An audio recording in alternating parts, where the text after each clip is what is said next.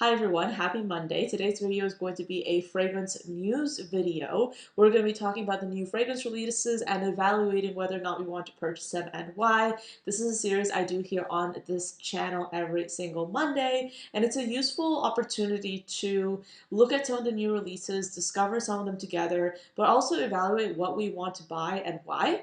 So yeah, today's video is going to be that, but if you're a regular viewer, you might think that this background is a little bit different, and that is because I have now officially moved. You might know that I was in the process of moving for quite some time. I was packing things up. I had boxes in my background, and right now I still kind of have boxes, but they're pushed over that way, and I don't really have any furniture just yet. So I've literally been sitting on the floor pre-filming like 5 or 6 videos on the floor for you guys. But yeah, I have moved and I'm really excited about having more space and being able to film more content for you, possibly do some other things besides just talk about fragrance, maybe do some lifestyle, maybe even fashion and beauty. So I'm excited about that, and I'm excited about the new chapter. So that's where my mind is at right now. Last week, I don't think I did a fragrance video or fragrance news video. We did not do a smash or pass last week. And I think it's because personally I was kind of overwhelmed with the fragrance releases, and I was just getting to a point where I was like, I just don't feel like I can authentically talk about these fragrance releases and act interested because I'm just burnt out from all the new releases. Like, this is just too much. And I think I'll talk about this more in my upcoming podcast episode.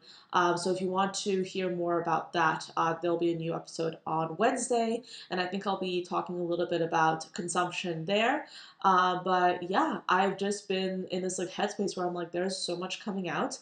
I need to take a few steps back. And even now, I don't know if I want to be like purchasing as many fragrances in 2025. I think I definitely want to dial back, but we'll see about that. So anyway, if this is your first time on this channel, hello, my name is Anya. I love fragrances. I talk about them here 5 times a week, Monday through Friday. I also do additional content on TikTok and Instagram under the username ANECHKAFRAGRANCES. And as I mentioned before, I do have a podcast called The Fragrance Report. It's on Spotify, and you can find a new episode there every single Wednesday. But what usually happens is I then take that episode and I publish it on my YouTube channel. For those of you who don't necessarily maybe want to listen to podcasts, that episode is usually on YouTube every Friday. So yeah, there's a lot to get into. There's a lot to catch up on. I think that with this series, the primary reason why I started this fragrance news series is I wanted a centralized place for you guys to be able to get your fragrance news from.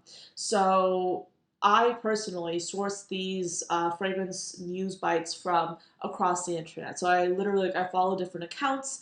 I follow different fragrance news websites where I find out about these releases and I consolidate it into a video and present it to you. This is not meant to be a review or a judgment on these fragrances without trying them. It's meant to inform you, but I'm also naturally going to be sharing my opinions on just like the marketing, on the overall look and notes. This is a natural thing that all of us do anyway when you're making a buying decision. You're weighing the pros and cons without even having tested the fragrance sometimes. And that's why I want to echo in this series. That's why I literally call it Smash It or Pass, because, you know, we're kind of basically doing that ourselves. So yeah, that's why I created this series. It's not meant to encourage you to buy or not buy something. It's just meant to be informative. First up, we have a new release from Jean-Paul Gaultier. These fragrances are going to be his and hers. So we have La Belle and Le Beau Flower Edition. So La Belle will have notes of apricot at the top, a heart of jasmine and magnolia, and then a base note of vanilla. And then Le Beau, the male version, will have a top note of kumquat, a heart note of violet leaf, and then a base note of cashmere. These fragrance bottles look so interesting. I think all of the Jean-Paul Gaultier fragrances have like this like very quintessential Jean-Paul Gaultier torso silhouette, which actually is, I believe, a nod to their fashion line. So if you ever saw photos of Madonna, I think in the 90s, she had like that corset look. That's a Jean Paul Gaultier corset. So when you look at their fragrances, particularly their women's fragrances, they have that kind of like corset look. That's a nod to the iconic Jean Paul Gaultier corset, or Gaultier. Gaultier, I can't pronounce it, but you know what I mean. So yeah, these, to be honest, I haven't really tried that much from Jean Paul Gaultier, so I can't really speak on the fragrances, and obviously we're just looking at the fragrances as they are. Not gonna lie, the fragrance bottle design for me in this case is the number one thing of interest. I can't really say I'm too excited about the notes, and I feel like that's just because I have so many fruity florals in my collection. I'm not looking for another one, but I will definitely try this if I come across it in the stores. Next up, we have a new flanker by Carolina Herrera. This is Very Good Girl Elixir. So this perfume will come in like this ombre, red, and black design, and the fragrance itself will feature notes of black cherry and bitter almond at the top, a heart of rose and tuberose, and then a base of vanilla and cocoa. Personally, I'm not a huge fan of the Carolina Herrera fragrances. I think they're very easy to wear and they're very likable, but they've never really caught my attention or caught my attention in a specific way. I think that they're just nice, but I've never really been drawn to them. Of course, I will be trying this because designer fragrances like these are available in every single store you go to practically, so this will definitely be something I get an opinion on when I try it, but I'm not going to go out of my way to get it because also this might be an unpopular opinion, but I do not like the fragrance bottle design for Carolina Herrera's Good Girl line. I just don't love the heel. It's not my taste. I don't like it, and that's just a personal preference. I know a lot of people really do like these, but yeah, I'm not a huge fan. So yeah, this is launching, and I think that it's pretty obvious that we will continue to see black cherry or cherry notes in general as a trend in 2025. I wouldn't be surprised if we continue to see more and more of it. I would be intrigued, well, slightly intrigued with trying the black cherry combination with the vanilla and cocoa foundation that's present in, I think, most of the Good Girl fragrances. So I'm intrigued to try it, but I'm not going to go out of my way to do it, and I'm just not super excited about it. So yeah, there you go. But yeah, if you like the Good Girl line, this might be something for you, but for me, it's just not something I'm super excited about. Okay, so this next fragrance is a designer fragrance that I actually like. What a surprise, right? I promise I'm not being a snob, but when it comes to designer fragrances, sometimes I love them, and there are a few designer fragrances in my collection that I adore, but most of the time I usually am quite discerning with most designer fragrances because designer fragrances are meant to appeal to everyone, and I think it's only natural that once you become kind of a fragrance connoisseur, once you start smelling a whole bunch of different things, designer fragrances get a little bit redundant quickly, and we're seeing that change a little bit because designer fragrances are becoming more nuanced. They're starting to use fragrance notes that I think they pull from popular niche fragrances, like for example lychee, that's starting to pop up in the designer space. But the reason I'm so particular about designer fragrances is because number one, the price is starting to become comparable to what I call affordable niche. So it's starting to become comparable to brands that are niche, that have these inventive scent profiles that are also the same price as designer fragrances. And the second reason why I'm so discerning about them is because they're meant to appeal to everyone, right? And as someone who has tried so many fragrances, I want something to step up. I don't want something that will smell commercial. And these designer fragrances are literally supposed to appeal to everyone. And that's why, so that's literally the category. So yeah, like it takes a special kind of fragrance that's designer for me to want to get it. So I would say this is one that I am really interested in trying out. I'm talking specifically about Idole Power by Lancôme. This is a flanker of their Idole fragrance. You guys might know, but I love Idole Nectar. That's like one of my favorite rose fragrances of all time. Just like in general, it's one of my favorite rose fragrances. Not even one of my favorite designer fragrances, but I love the way they do their rose. And in that particular perfume, Idole Nectar, they pair rose with popcorn and caramel, which I think is beautiful. And in this case, I think Olivia Rodrigo is going to be the face of this, but they have a top note of Pomerose, a heart of Damanesca Rosa, and then a base of sandalwood. So Pomerose apparently is supposed to have like this kind of like apple accord paired with it. So it's supposed to be kind of like an appley, fruity kind of note, I guess. So yeah, the Idole Rose, like the signature Idole Rose, paired with an apple note. I think that could be very intriguing, so I am curious to see how this will be. And obviously, also, I love the bottle design for Idole. It does tend to fall over very easily, but I love the look of it. So this is something I am interested in testing. Another exciting thing about designer fragrances is that you can easily test them in store because they're available in store for you to test, and you do not need to blind buy them. So that's very nice. Unless you live kind of like in a more secluded area, but yeah, it is nice to be able to try these fragrances in person. So we have another designer flanker by Chloe. A lot of brands are coming out with flankers at the moment, but this is Chloe Nomade Lumière d'Egypte, and this will be launched in 2025. And this has top notes of lotus accord, a heart of jasmine and pink berry, and then a base of cinnamon, sandalwood, and myrrh. I am intrigued by this, so I will be keeping a look out for this in stores. I would like to try this out. Um, Again, we don't really see myrrh that much in designer fragrances. And what else? Pink berry. What does that smell like? I'm kind of curious about it. I've tried a few of the Nomad fragrances and I like them. I haven't loved a fragrance from that line yet, but I'm intrigued about this, so I will be smelling it as soon as I'm able to in the stores and seeing how it goes. But yeah, I'm interested. Next up, we have a new flanker from Burberry. This is Burberry Her Intense, and this is a perfume with a top note of wild strawberry, a heart of orange blossom, and then a base of ambroxan. Honestly, just the fact that there's ambroxan in there makes me intrigued by this fragrance. I would love to smell it. I think ambroxan really does help so many fragrances have like a boost when it comes to the sillage. It really helps a fragrance travel, which I love. So yeah, this is something I would be interested in testing out as well. I'm kind of intrigued by it. And we have another designer by Givenchy. This is another flanker.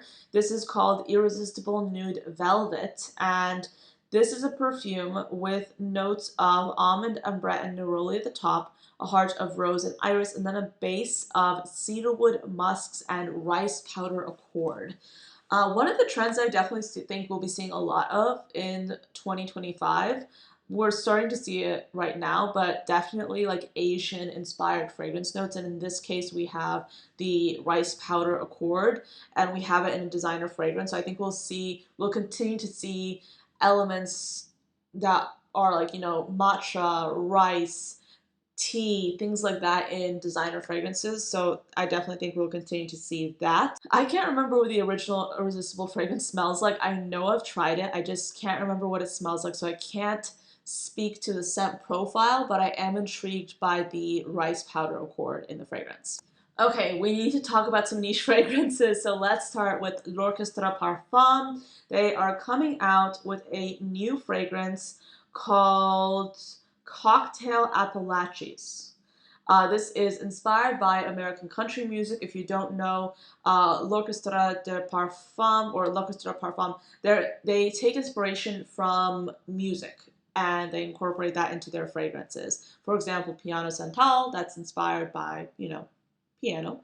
And in this case, this fragrance is inspired by American country music, which is really intriguing. So this is inspired by Appalachia, and it takes specific inspiration from European settlers taking refuge in Appalachia, how they brought their guitars and other instruments with them, laying the foundation of traditional American music. It's also inspired by, this fragrance is also inspired by moonshine, which is made from alcohol, sorghum type cereals, and amaretto.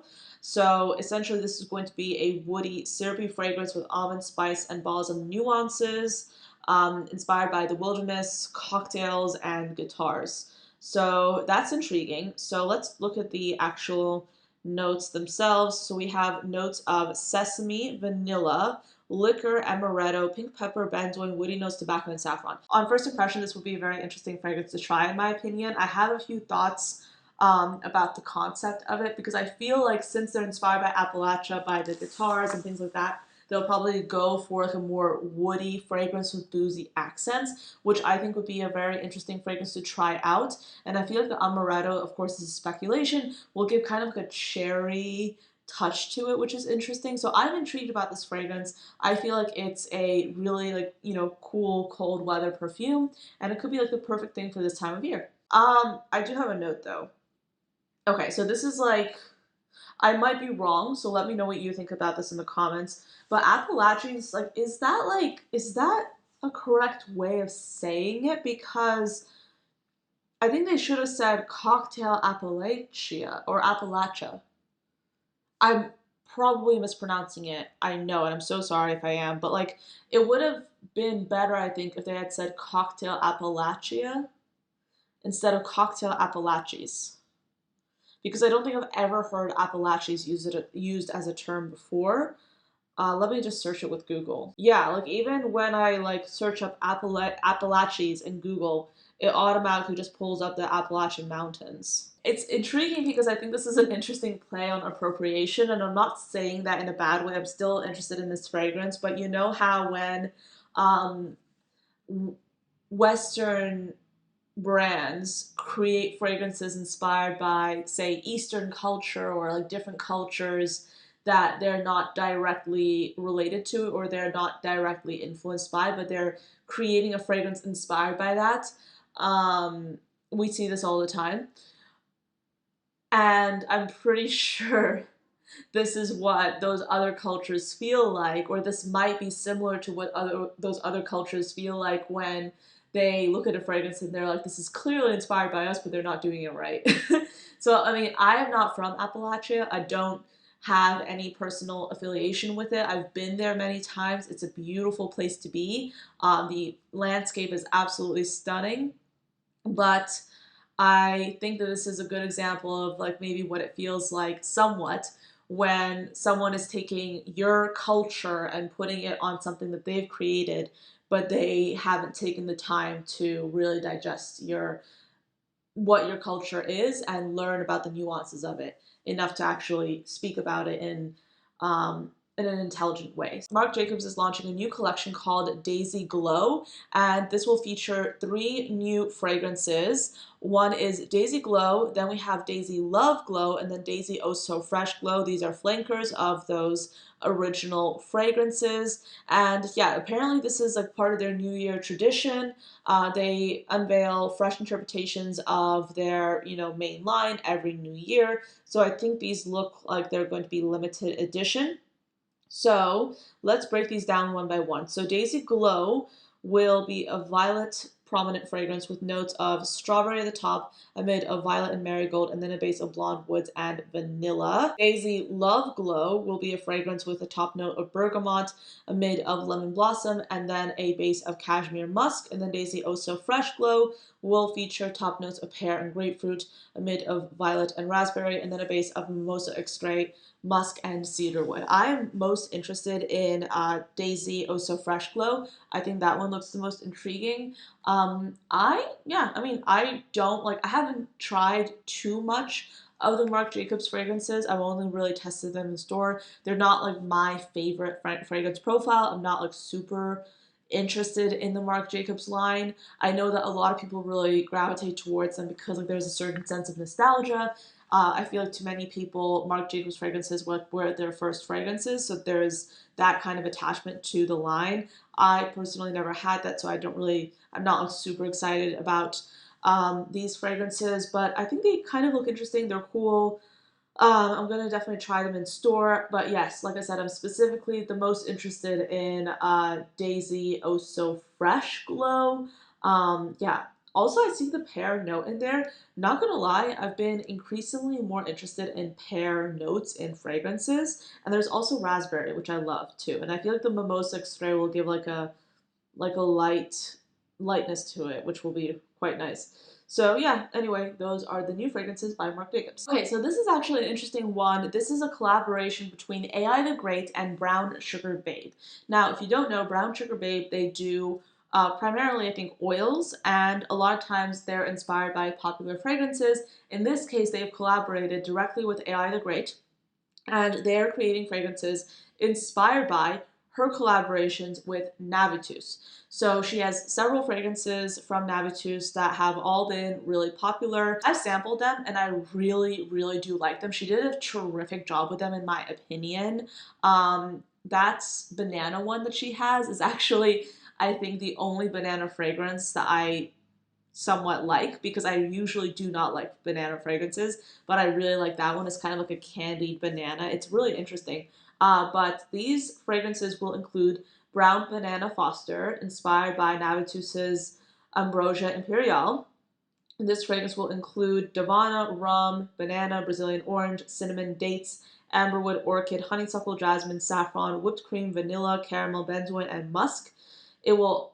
Then we also have Perfect Pear, inspired by Amoureux's Intense. This fragrance will have apple, pear, almond, rum, ylang ylang, coffee, sugarcane, caramel, whipped cream, and cinnamon. Then we have Endless Love, inspired by Amour Infinite. I think this is the only one from her collaborations that I've not tried yet. But this has pomegranate, grapefruit, bergamot, pineapple, rose, honeysuckle, orange blossom, jasmine, white chocolate, vanilla, driftwood, heliotrope, and sandalwood. So yeah, this is like the first time I've seen a content creator or really like any public figure come out with a fragrance that's inspired by another fragrance they did for another brand. This is really interesting. And I'm kind of, not gonna lie, I'm really intrigued about the whole, like the behind the scenes of this, because I'm wondering like how they dealt with this from like a licensing standpoint, like, or even in this case, does Navitus own the rights to the fragrance, or does AI the Great own those rights? And I'm wondering like, yeah, I'm wondering about this because this is the first time I've seen someone so explicitly go to a different brand and create an inspired fragrance based on something that they already created, or had creative direction over with another brand. I've never seen this before. I do think that from a strategy perspective, it seems really, really smart because let's just say I mean, if you're unaware, the Era the Great fragrances that she did for Navitus, or that she had creative direction over, with Navitus, those are some like higher end fragrances. Those are the more expensive Navitus perfumes, because Navitus has like several tiers. They have like their regular line and they have like their more premium line. She came out with premium fragrances that were like several $100s, I think. And Brown Sugar Babe, they priced their oils at an affordable price. And I do think, like, I've always had this opinion, well, not always, but like, I've had this opinion for a really long time, that when it comes to creating fragrance dupes, a lot of brands don't like it because they think that it takes away from them. But in my opinion, I think that when you have a less expensive alternative for your fragrances, it allows more people to try your fragrances. And if they want to make that investment, they are more inclined to do so after they've already tried your perfume. And even if, um, like, you're not really taking away from your existing customer. I know when it comes to my experience, when I've tried fragrances that were inspired by other perfumes, often I'm even more motivated to go for the real thing if I already like the dupe that I've had a chance to wear over and over and over again. So I definitely think that this is a really interesting collaboration because I'm sure, I mean, I haven't seen her video on this, but I'm pretty positive that she'll be encouraging her viewers to use both the oil and the fragrances together. And I honestly think this is a really cool concept, and I would be curious to see if other creators are going to follow suit with this because I've never seen this before, and I think from like a branding and a marketing standpoint, it is rather interesting. I don't know if they'll like make this public knowledge, but I'm curious to hear about what was the agreement. Did they have an agreement between the three entities to make this happen, or did she just go through with it? I feel like that would be a little bit risky, but I'm kind of curious to see how this came about. Then we have a new fragrance by Creed. This is called Love in Black, and this perfume will have notes of violet leaves, raspberry and cranberry, a heart of rose, violet accord, orris butter, and jasmine, and then a base of cedarwood, musk, and leathery notes. We do not see cranberry featured a lot in fragrances. So I'm really intrigued by this. It looks like it will be a more masculine fragrance, so I don't know how the cranberry note will play into that. I'm really intrigued to maybe try this out and see how it is. But yeah, this is one that I am intrigued by. I don't really have any Creed fragrances. I don't know too much about the brand, but what I have tried from the brand, I really do like. I feel like their more recent fragrances, the ones they have released in the last few years, are really quite interesting. I mean, Carmina is, I would say, one of my favorite cherry fragrances that I've ever tried, because that is truly a unique take on cherry, which is really hard to do. So yeah, I'm really interested in perhaps trying this one out.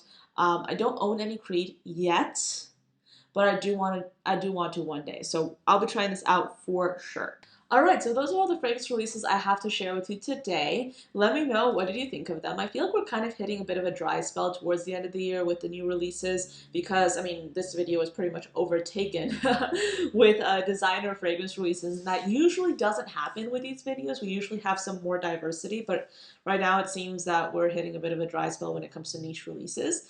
But let me know, what did you think of these releases? Are there any ones that I missed?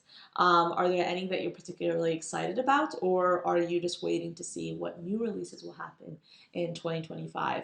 I can definitely say at Scent Explore there were a few brands that were sharing like their releases that have yet to be announced or yet to be, released. And I would say January, February, maybe like Q1 of 2025, I'm sure we'll have a lot of really interesting releases. There are a few brands that I have my eye on. They haven't said anything yet, so I feel like I can't say anything, obviously. But I feel like we'll see a lot more new, exciting releases in 2025. But thank you so much for watching until the end of this video. I hope you enjoyed it and found it useful, and I'll see you next time. Bye.